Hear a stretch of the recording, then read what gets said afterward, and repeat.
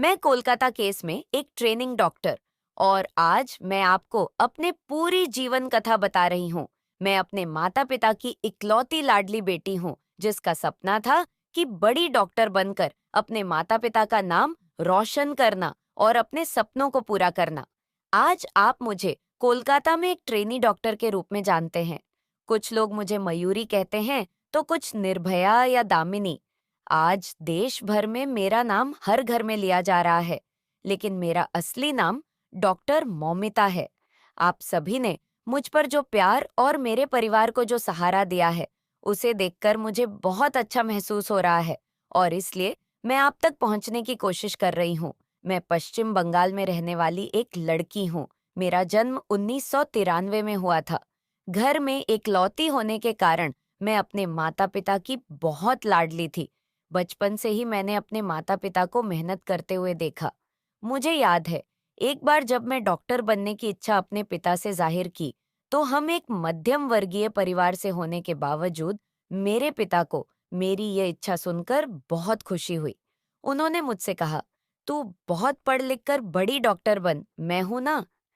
कहते हुए उन्होंने मेरे सिर पर प्यार से हाथ फेरा। तब से मेरे माता पिता अपनी मेहनत की कमाई से मेरी शिक्षा के लिए पैसे बचाएं। लोग अक्सर मेरे पिता से कहते थे कि गरीब होने के कारण वे अपनी बेटी को डॉक्टर नहीं बना पाएंगे। यह बात मुझे बहुत चुभती थी, लेकिन मैंने पूरी मेहनत से पढ़ाई जारी रखी और सभी को गलत साबित कर दिया। आखिरकार मैंने अपनी मेहनत से सरकारी कॉलेज में प्रवेश प्राप्त किया। मैंने दिन रात नीट परीक्षा की तैयारी की, क्योंकि मुझे सरकारी कॉलेज में दाखिला लेना था ताकि मेरी शिक्षा का खर्च कम हो सके।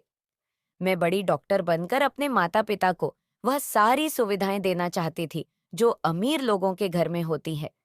मैं उनकी सेवा करना चाहती थी और उनका नाम रोशन करना चाहती थी और मेरी वह इच्छा पूरी हुई। नीट परीक्षा में मुझे बहुत अच्छे अंक मिले और उसी के आधार पर मुझे कोलकाता के आरजीकर मेडिकल कॉलेज में एमबीबीएस में प्रवेश मिला। मेरी सारी मेहनत सफल हो गई और मेरे माता पिता बहुत खुश हुए। धीरे धीरे मैंने अपनी पढ़ाई पूरी की, लेकिन मुझे और बड़ा डॉक्टर बनना था। लोगों की बेहतर सेवा करनी थी।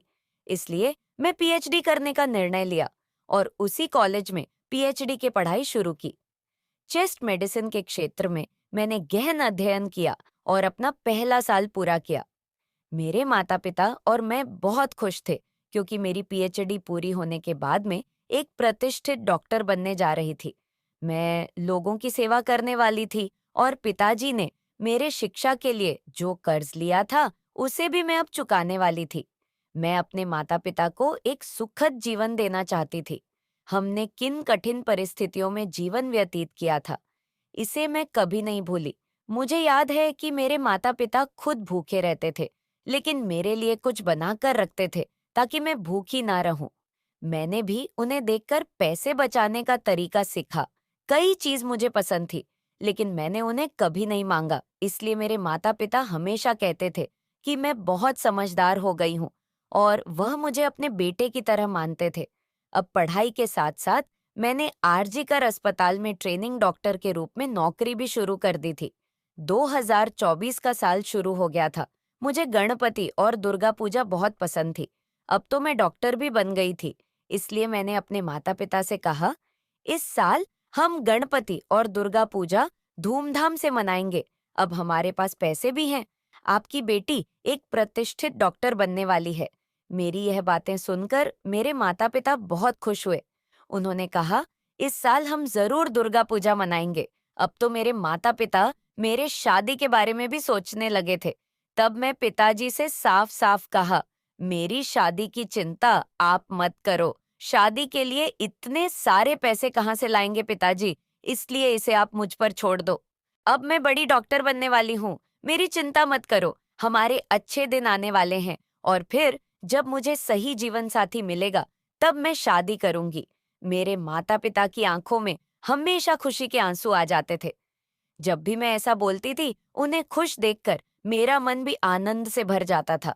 मैंने बचपन से अपनी माँ को हमेशा पैसे बचाते हुए देखा था, लेकिन मेरे लिए वह कभी भी खर्च करने से पीछे नहीं हटती थी। मेरी पसंद नापसंद उन्हें बखूबी पता होती थी। मुझे बड़ा करने के लिए उन्होंने बहुत त्याग किए थे, अपनी इच्छाओं को दबा दिया था। इसलिए अब मेरी बारी थी उनके लिए कुछ करने की। इसलिए मैंने अपने पहले वेतन से माँ के लिए सोने की चूड़ियां बनवाई। वे चूड़ियां देखकर माँ बहुत खुश हुई और उन्होंने खुशी से मुझे गले लगा लिया। सब कुछ ठीक चल रहा था। पिछले 6 महीने से मुझे नाइट शिफ्ट भी मिलने लगी थी। कभी हफ्ते में एक बार नाइट ड्यूटी होती थी, तो कभी-कभी हफ्ते में 24 से 33 घंटे भी काम करना पड़ता था। इसका कारण मैं आपको आगे कहानी में बताऊंगी। 2024 का अगस्त महीना मेरे लिए इतना घातक साबित होगा, यह मैंने सपने में भी नहीं सोचा था। मेरे पिताजी सिलाई का काम करते हैं। यह 63 साल के हैं, लेकिन उन्होंने अब तक काम नहीं छोड़ा। एक बार वह बीपी के दवाइयां लेना भूल सकते हैं, लेकिन काम करना नहीं भूलते। हमेशा मुझे उन्हें समय पर दवाई लेने के लिए कहना पड़ता है। हंसते हुए वह कहते हैं, हाँ बेटी, लेता हूँ माँ भी। हमेशा कहती थी तू हमारी बेटी नहीं बेटा है। मैं वैसे भी बहुत प्यारी थी, मेरे नाम में ही प्यार छुपा था। जब मैं कॉलेज जाती है, ड्यूटी पर होती, तो अक्सर कानों में कुछ गलत कामों के बारे में सुनने को मिलता।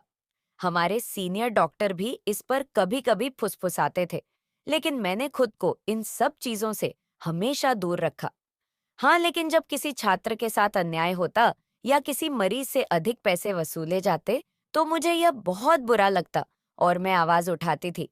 इस पर हमारे प्राचार्य संदीप हमेशा मुझ पर चिल्लाते थे। प्राचार्य होने के कारण हम सभी उनसे डरते थे, लेकिन मैं भी उनके बारे में बहुत कुछ सुना था कि वे अस्पताल में क्या-क्या करते हैं। कभी भी आवाज उठाने की कोशिश नहीं की, क्योंकि मैं इन बड़े लोगों के चक्कर में नहीं पड़ना चाहती थी। लेकिन जब अस्पताल में दवाइयां की कालाबाजारी होने की बात सामने आई, तो मैं शांत नहीं रह सकी। मैं बोलना शुरू किया। मेरी आवाज को कहीं दबाने की कोशिश की जा रही थी। मुझे अतिरिक्त काम करवाया जा रहा था। मेरे काम के घंटे भी बढ़ा दिए गए। लेकिन फिर भी मैंने अपना काम ईमानदारी से किया। कभी-कभी मैं अपने पिताजी को ये बातें बताती थी, लेकिन वह मुझसे कहते थे कि बेटी, तुम इन सब चीजों में मत पड़ो। हम गरीब लोग हैं, ये बड़े लोग हैं। उनके हाथ बहुत ऊपर तक है। ये तुम्हारी मेहनत पर पानी फेर देंगे। हम साधारण लोग हैं। तुम अपनी पढ़ाई पूरी करो, फिर हम देखेंगे क्या करना है। पिताजी का कहना सब सही था। यहाँ तक पहुँचाने के लिए मैंने बहुत मेहनत की थी। इसलिए पिछले 6 महीना से मैं प्राचार्य और विभाग के उत्पीड़न को सहन कर रही थी और शांतिपूर्वक सिर्फ अपना काम कर रही थी। शायद मुझे इन लोगों को खतरा महसूस हो रहा था और इसलिए उन्होंने पहले से ही कुछ योजना बनाना शुरू कर दिया था। लेकिन मुझे इसका जरा भी अंदाजा नहीं था। कभी-कभी मेरी दोस्त और मैं इस विषय पर चर्चा किया करते थे कि हमारे अस्पताल में कितने गलत काम हो रहे हैं, लेकिन हम हमेशा बोलते-बोलते चुप हो जाते थे, क्योंकि हमें इन चीजों में उलझना नहीं था। खैर, हमारे अस्पताल में 2019 में संजय रो नाम का व्यक्ति भर्ती हुआ था। वह करगी अस्पताल का केआरजी अस्पताल पुलिस चौकी में काम करता था। वह 4-5 साल से यहाँ काम कर रहा था, इसलिए उसे हमारे हर विभाग के बारे में पूरी जानकारी थी। कई मरीजों को वह बेड दिलवाता और इसके लिए उसे पैसे भी मिलते थे। लेकिन इस संजय राय की नज़र बहुत खराब थी। वह अस्पताल में आने वाली हर महिला को गलत नज़रों से देखा था। उसके बारे में भी हमेशा चर्चा होती थी, लेकिन वह हमारे प्राचार्य का बहुत खास था और उनके लिए हमेशा काम करता था। इसलिए हमने कभी उसकी शिकायत करने का विचार नहीं किया, क्योंकि बेवजह विवाद नहीं था। लेकिन हाँ, संजय रो की नज़र बहुत खतरनाक थी। किसी भी लड़की के सामने होने पर उसकी नज़रें उसे खा जाती थी। इसलिए मैं ऐसे आदमी से दूर ही रहती थी। उसे दिन भी जब मैं घर से कम पर जाने के लिए निकली, मुझे जरा भी एहसास नहीं था कि यह मेरा आखिरी दिन मौका, जब मैं अपने घर से जा रही हूँ और अब मैं अपने माता-पिता और अपने छोटे से घर को फिर कभी नहीं देख पाऊंगी शायद। इसलिए मैंने अपनी माँ से कहा, पिताजी को समय पर दवाई देना और रोज की तरह खाने वाली मैं उसे दिन जाती हूँ कहकर घर से बाहर निकली। 8 अगस्त को मैं पूरे दिन काम कर रही थी, अपने मरीजों की देखभाल कर रही थी। हमारे सेमिनार हॉल के पास एक कमरे का निर्माण चल रहा था, इसलिए ऊपर आने जाने का ज्यादा मूवमेंट नहीं था। हम सब वार्ड में इकट्ठा थे। 4-5 अन्य डॉक्टर मेरे साथ थे। हम कुछ चीजों पर चर्चा कर रहे थे। उस समय संजय रॉय भी वहीं था और वह मुझे घूर रहा था, लेकिन मैंने उसे नजरअंदाज कर दिया। कुछ समय बाद वहां से चला गया और हम सब ने खाना खाया। फिर सभी अपने अपने काम पर लग गए। मैं थोड़ी फ्री थी, इसलिए मैंने रात को माँ को फोन किया। जब तक मैं माँ को फोन नहीं करती, तब तक वह और पिताजी खाना नहीं खाते थे। उन्हें बताना पड़ता था कि मैंने खाना खा लिया है, तभी वह खाना खाते थे। उस दिन भी मुझे जरा भी अंदाजा नहीं था कि यह मेरी माँ से आखिरी बातचीत होगी। माँ ने फोन उठाते ही मैंने पूछा, पिताजी, समय पर दवाई ले रहे हैं ना? इसका ध्यान रखना, मेरी चिंता मत करो। मैंने खाना खा लिया है। मेरे पिताजी को बीपी की समस्या थी, इसलिए समय पर दवाई लेना उनके लिए बहुत जरूरी था। उनकी दवाइयाँ कभी नहीं छूटनी चाहिए। इसका पूरा ध्यान मैं रखती थी। मुझे याद है, एक बार पिताजी की दवाइयाँ रात में खत्म हो गई थी। पिताजी ने सोचा कि एक दिन दवा न लेने से क्या फर्क पड़ेगा, सुबह जाकर दवा ले आऊंगा। लेकिन मैंने घड़ी में देखा, रात के 11 बजे थे। मैंने वहीं सबका खाना रोक दिया और कहा, पिताजी की दवा आने तक कोई खाना नहीं खाएगा। और इतनी रात में भी मैंने उनके लिए दवा का इंतजाम किया। लेकिन अब अस्पताल में ज्यादा काम होने के कारण मुझे घर पर ध्यान देने का समय नहीं मिल रहा था। इसलिए माँ को ही जबरदस्ती सब कुछ बताना पड़ता था। उन्हें याद दिलाना पड़ता था कि पिताजी की देखभाल करें। उस दिन भी सब कुछ बिना भूले बताया और माँ से बात करके मैं पूरे फ्लोर पर जाकर मरीजों का चेकअप किया। इसके बाद मैं आराम करने और अपने अगले अध्ययन के लिए तीसरी मंजिल पर सेमिनार रूम में पहुंची। लेकिन मुझे नहीं पता था कि वहां जाना माना है।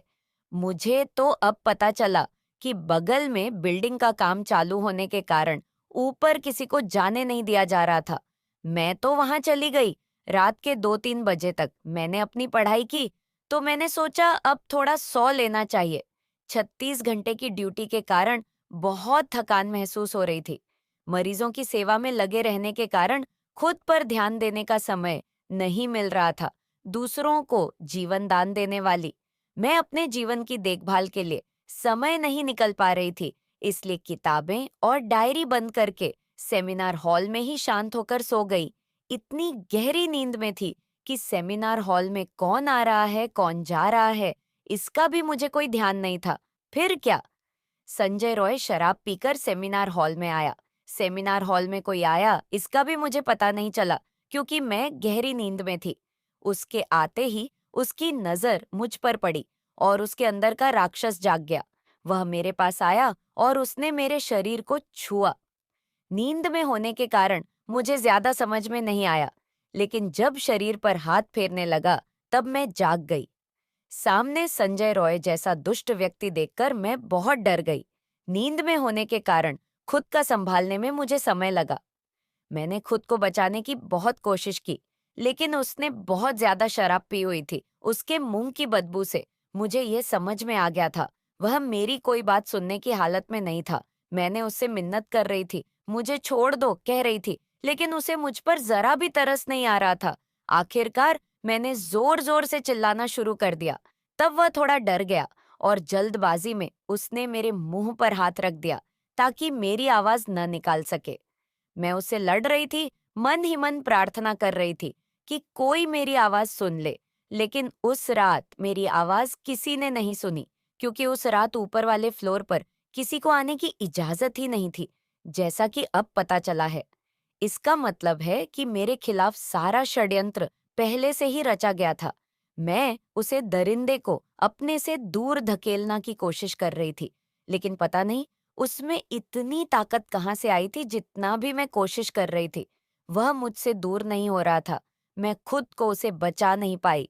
लड़ते लड़ते मैं हार गई और फिर उसने मुझे नोचना शुरू किया, मुझे मारना शुरू किया। अब मैं पूरी तरह से ठंडी पड़ गई थी। कौन कौन मेरा शोषण कर रहा था, यह समझ ही नहीं आया। मेरे दर्द से चीखें निकल रही थी। मैं इतनी जोर से चीख रही थी कि मेरी चीख पूरे अस्पताल में गूंज रही थी, लेकिन न जाने क्यों मेरी आवाज किसी को सुनाई नहीं दी। चिल्लाते चिल्लाते मेरा शरीर बिल्कुल ठंडा पड़ गया और फिर मेरे स्त्री सम्मान और मेरे सपनों की हत्या कर दी गई। वह भी बहुत ही निर्ममता से। आखिरकार मेरी जान चली गई, लेकिन मेरे शरीर पर शोषण की निशानियां रह गई। मेरा चश्मा टूट गया, उसकी कांच मेरे खून से सने हुए आंखों में घुस गई थी। मेरे फटे हुए होंठ, मेरी आवाज दबाने के लिए उसने मेरा गला दबाया था। खुद को बचाने की कोशिश में मेरे खून से सने नाखून, मेरे शरीर पर किए हुए अनगिनत बार जांघ की हड्डी टूटने तक फैली हुई मेरी टांगें और घायल हुए मेरे जननांग। इतना सब कुछ होने के बाद भी मैंने उन पुरुषों की क्रूरता का मुकाबला किया। लेकिन काश उन पुरुषों में थोड़ी सी भी संवेदनशीलता होती, तो मेरी आखिरी सांस तक मैं जिंदा रह पाती। मेरे शरीर पर प्रहार करते समय उन्होंने सोचा होता, मुझे मारते समय उन्हें खुद को भी दर्द महसूस हुआ होता। लेकिन वह दरिंदे की तरह आकर मुझे बर्बाद कर गए। दोस्तों, उस दिन मेरे अंदर के अस्तित्व का बलात्कार हुआ और आखिरकार इस ट्रेनी डॉक्टर मौमिता ने दुनिया से अलविदा कह दिया। मरते समय मेरी आंखों के सामने सिर्फ मेरे माता पिता का चेहरा था। अब उनका क्या होगा, यह सवाल मेरे दिल में बार बार आ रहा था। हर दिन दूसरों की जान बचाने वाली मैं, और मेरी जान बचाने के लिए वहां कोई नहीं था। मरते वक्त भी मुझे यही डर सता रहा था कि मेरे माता पिता इतने बड़े दुख को कैसे सहेंगे। मेरा शोषण किया, मुझे जिंदा रहते हुए मार डाला, मेरी हत्या कर दी, और फिर मेरे अध नंगे शरीर पर अधूरा कपड़ा डालकर ऐसे चला गया जैसे उसने कुछ किया ही नहीं। मेरी आत्मा तड़पती रही, मेरे सपने अधूरे रह गए। हर दिन 10 से 12 घंटे की मेहनत से मैं यहाँ तक पहुंची थी। हमारा सपना एक ही रात में टूट गए। मेरे लिए पूरा दिन सिर्फ एक काम था। मुझे किताबों के अलावा कुछ भी नहीं पता था। मुझे पीएचडी में गोल्ड मेडल चाहिए था, टॉप कर डॉक्टर बनना था।